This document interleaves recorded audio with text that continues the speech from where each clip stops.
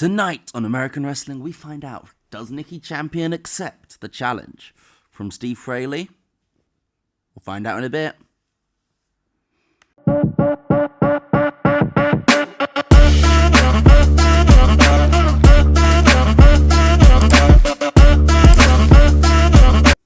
Hello there and welcome to episode 8 of USPW American Wrestling. The demo save for TEW 2020, or TEW 9, not even 20, the year's gone. We're in 2022, which is when the Seaverse starts in this universe. We're on the 9th of February. We're not going to be giving anyone the day off today. We did our last show, we were in Texas. So where do we go? We were in Houston last time. And we've done El Paso as well. So I'm going to go Oklahoma. Think that's a good fit? No, all of that stuff isn't. So booking team. Oh, we didn't make it up to the max. Maybe the patches have worked. But we've got 222, so we'll get a creative finish in. Which is a safe bet. Great to know. We'll get a character idea. Also a safe bet. We'll save that under safe bet. And a storyline idea. Likely to succeed. Nice. We'll leave it there. So, locker room, what's going to happen today? Enigma, who's of course our stooge, lets me know that DC Reign and Nicky Champion are getting closer, and they're both locker room leaders. That's a good thing. Josh Thompson wants a character boost. Interesting. Anthony Trask has an angle idea for me.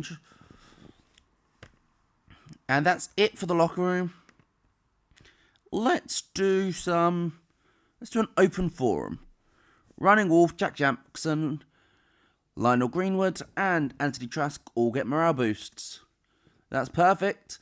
So, let's get into the actual show. And you're used to this by now. We kick off the show with our commentary team. Belle Bryden, Brock Cornish, and Emily McQueen working the crowd, getting them all excited as they come out, make their entrances.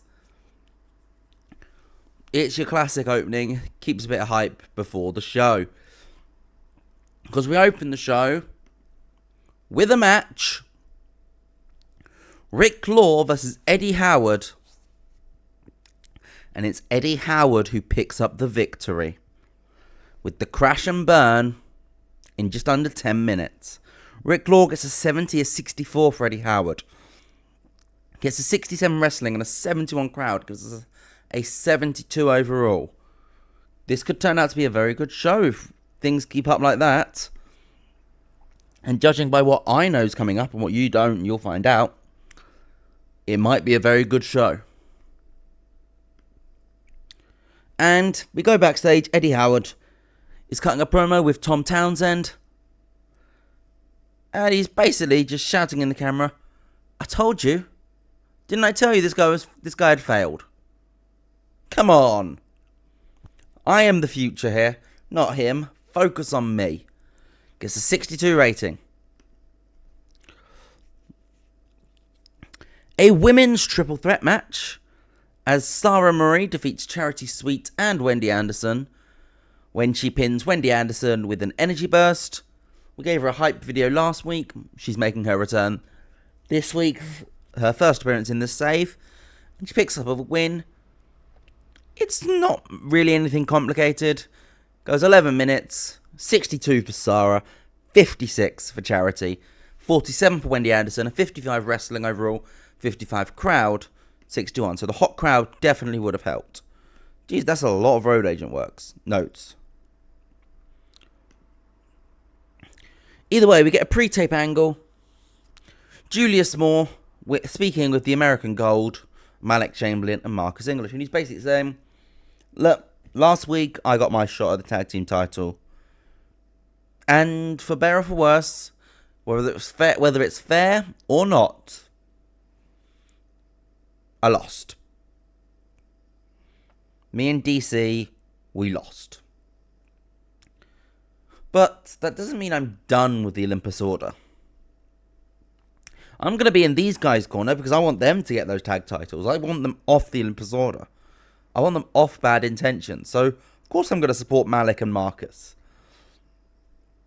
But also, Zeus, last week you cost us a tag team title opportunity. At Stars, Stripes and Slams, you cheated to beat me. So, at Red, White and Blue, I challenge you 1-on-1. Your guys will be busy facing these two. So it's not like there's anyone who can come and help you. Me and you, 1-on-1. What'd you say? And then it cuts and we go to their entrance because they're going straight away into the match. And it is Julius Moore and the American Gold who pick up the victory, when Marcus English pins Bash Street with a tornado DDT.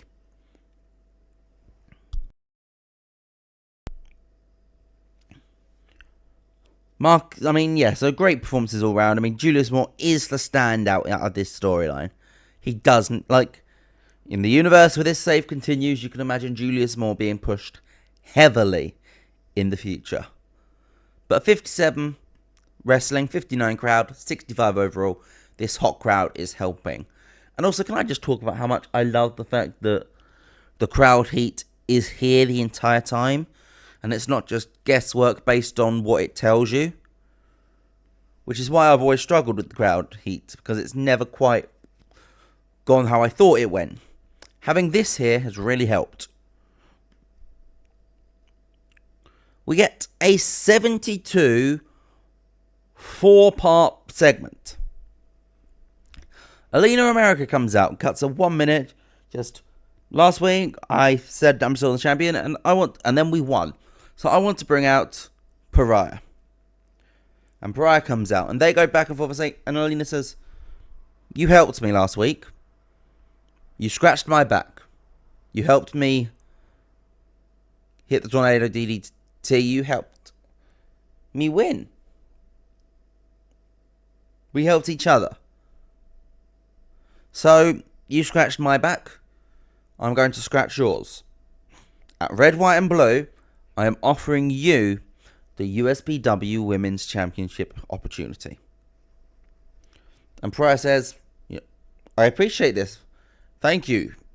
I didn't go into last week expecting anything out of you. I was helping you because it was my fight too. But I will never say no to a title opportunity." And they get interrupted by Jamie Quine, who comes out and says, "Hold up. What the hell's going on here? You're giving Pariah the time. Are we forgetting that at Stars, Stripes and Slams, I beat Pariah in the middle of this ring? 1, 2, 3. And yet we're giving her the title shot? That's just not right.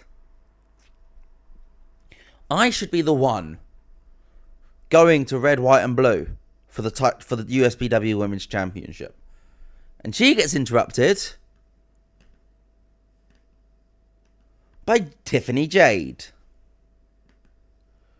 which was the best out of all four. So maybe Tiffany Jade is the promo queen. I've just not realised. And Tiffany Jade goes, "Now, listen, Pariah, I understand that, but are we forgetting how close I was to becoming USPW Women's Champion at Stars, Stripes and Slams? It's not like it was, I got soundly beaten. It was a fluke that Alina America beat me. So, surely I'm in this question too."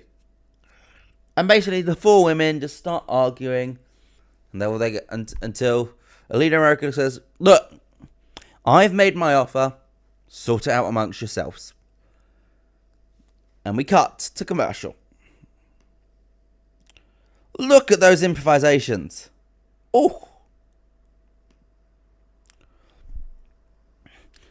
A 5-minute interview backstage.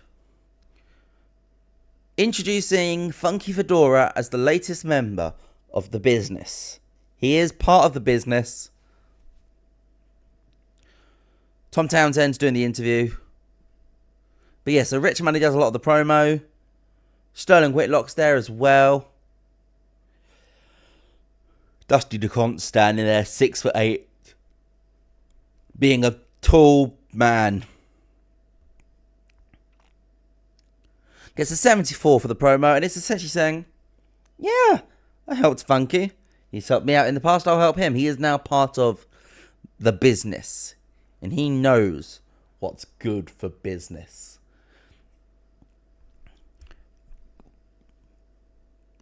And that leads into Casey Valentine facing Dusty DeConte. It's a storytelling match, and the storyline is essentially, Jesus Christ, Dusty DeConte is massive. Like, Casey Valentine's not a small man, but Dusty DeConte is massive. So that is the storyline. Casey Valentine manages to hit Deep Impact on him, which is impressive nonetheless. Gets a 68 overall, 60 wrestling, and a 67 crowd heat.